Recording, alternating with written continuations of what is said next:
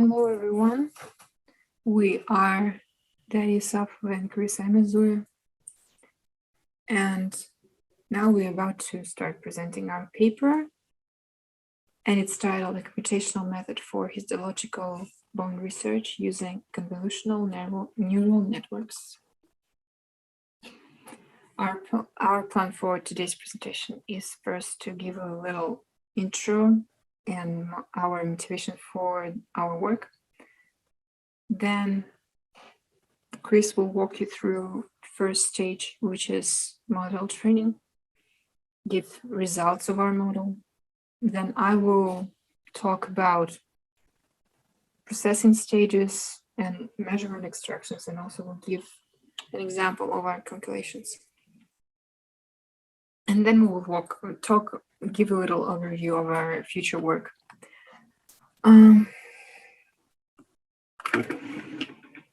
About the long bones.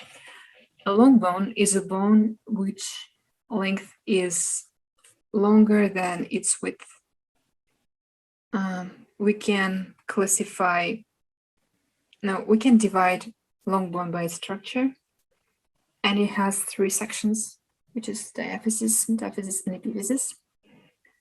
Diaphysis is located in bone's center, and it constitutes up to 80% of its length. Then it is followed by metaphysis, and further on bones ends by epiphysis. Our goal was to automate extractions of bone measurements from cross-sectional images, and we decided to concentrate on the diaphyseal region because of complexity and vast diversity of the way metaphysis and epiphysis look. So first we needed to train a model to predict whether this particular image is a diaphysis or not, and then we'll further develop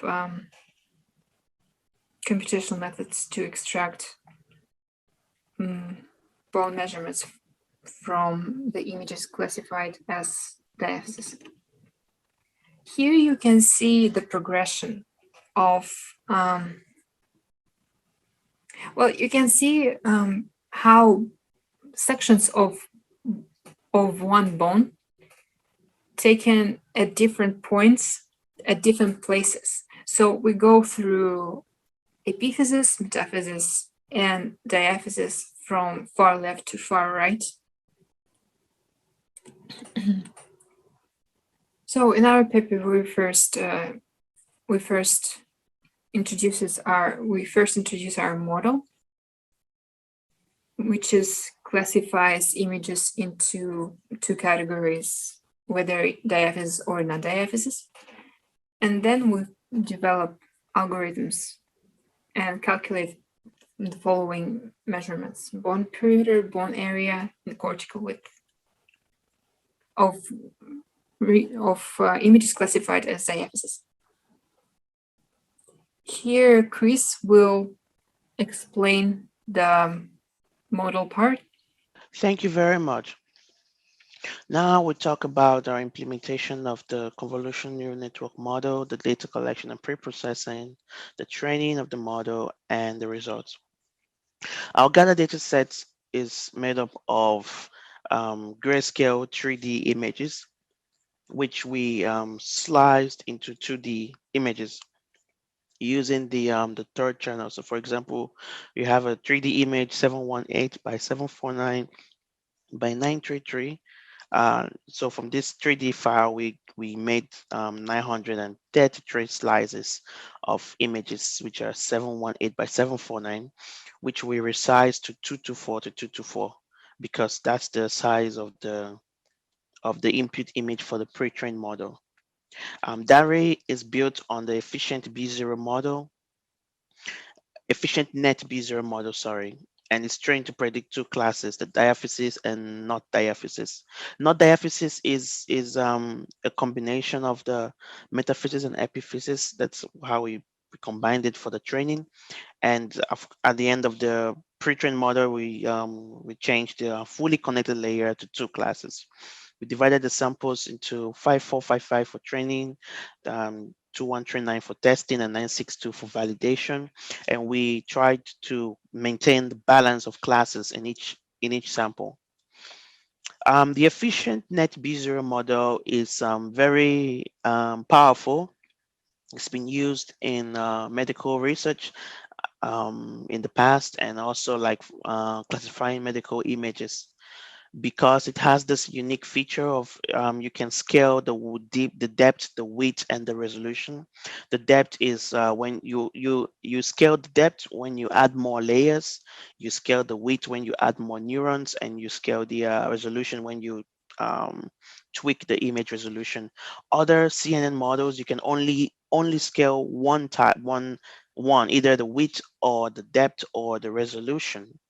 But in efficient NetB0, it using a kind of a function, I would say, in layman terms, to adequately scale all three of them in such a way that you have optimal performance and accuracy and efficiency. So the picture here, you see it makes extensive use of convolution layers, like convolution blocks. And yeah, we also have the MB which is like a inverted bottleneck block, which basically means like it's upsampling the image in a way, I can say. So yeah, this is in simple terms the architecture of Daria model. For the results, we trained, even though we trained for very few epochs, the we observed that the model was still able to correctly identify the features and classify them well as diaphysis or not diaphysis. We also did some evaluation, like human evaluation, to check the model's capacity and the ability to predict it, and the probability with which it predicts it. And the three examples here are some of the evaluation that we did, which showed that the model was able to do a good job. Of course, in the future work, we plan on increasing this model's accuracy and efficiency and F1 score and stuff like that, by training it better, probably, yeah, training or the pre-trained model and the weight initially, weight change and testing other hyperparameters and probably other model architectures. But for now, we have a pretty good score. And then using the images that the model classified as diaphysis, we performed computational methods, like wrote and created our own algorithms to calculate the bone measurements required. So this is part 2, which is image processing. And well, after that, also metrics extractions. So here we have on the top left corner, at the top left corner, we have original image. Then it goes through threshold binarization and becomes black and white.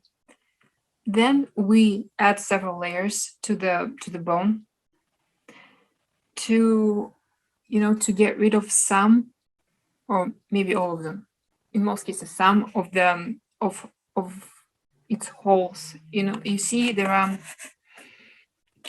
are holes here on the bone. So in this stage, you can see most of them are gone.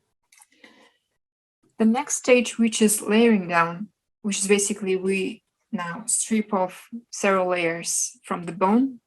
We do that to preserve the same shape that we had, or almost the same shape we had at this stage. Because previous stage, which is layering up, adds few layers, so bone becomes thicker. And then we again shrink it a little bit. Then we remove interior points and we end up with boundary points, and not just outer and inner boundaries, but all boundaries we have at this stage. And then at the very last stage, we only keep inner and outer boundaries because we have no interest in our paper in these tiny ones. Same steps, different image. Here I only want to, point out the importance of layering up and down stages, because here we have this situation, this image where we have a lot of holes here, and so we need to plug them up. We get rid of most of them here. You can see that, and we have a better picture and situation later. It's easier to work with it, because if we were to work with this one, if we were to skip these two stages, right? Stages of adding layers and then reducing layers, taking off layers, we would then find boundary points of this one. We would get rid of interior, and we would have this image would look different. It would have a lot of boundary points everywhere. Why it's bad? Because first we would have, we would that would increase computational time and number of computations that we would have to do, because after this stage we need to group this boundary points into boundaries in order to then keep only this outer and inner boundaries. So we need to group them, and we do that by finding distances between one point and all other points, and that's how we group them. So if we were to have much more boundary holes and then boundaries also, we would have to calculate a lot more times the distances. And the second reason is that with this situation, we have a lot of boundary holes very close to outer boundary and also to inner boundary. And if we were to just remove the interior and then start calculating, grouping our boundaries, these boundaries of a hole and outer boundary, for example, they would be very close. So we could misclassify boundaries of holes here as outer boundary, and we would get distorted image of outer boundary, not so clean as here. Also can happen with inner boundary. So that's that getting distorted image of outer or inner boundary. Also, it can lead to, getting boundary that can get torn into several curves. For example, you see this boundary, right? We could get something that starts here and ends, let's say, here, and so this part would be missing, because even in this image here, you can see that a lot of boundaries which are related to hole boundaries and not inner boundary, they're located very closely to inner boundaries, so our algorithm could misclassify it as outer boundary, and we would get this part missing. So that's that.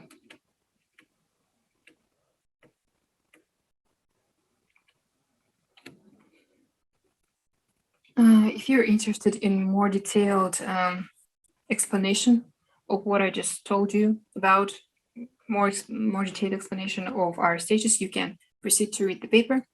Here we have, short overview. And on this slide here, you can see, steps which I just discussed. On the left side, you can see stages of processing, and on the right side, methods or computations that we had to do to find measurements of, well, the following measurements: bone area, bone perimeter, cortical width. And also notice that we can do this one stage after this one, and this two after the fourth one, after after we've done all of this, and then fourth one, and then we move on to finding bone perimeter and cortical width. Here you can see some of computation results that we got. We got lots of results, several thousand results. So in order to not just put a table of all of it, we won't be able to feed it here. We just got three bones and three bone measurements calculated for these three specific bones. And you can see here perimeter, outer and inner width, cortical width, and area calculated for these three bones here. And then its interpretation. So every bone has a different unit, because each slice is stored in separate file, and each file, well, slice is a 2D image, right? And file is 3D image. So each 3D image has its own unit, and here you can see the different units. For our future work, we plan to improve the model's prediction. We also want to implement more algorithms for another measurements, such as the canal number, canal area, porosity, and others.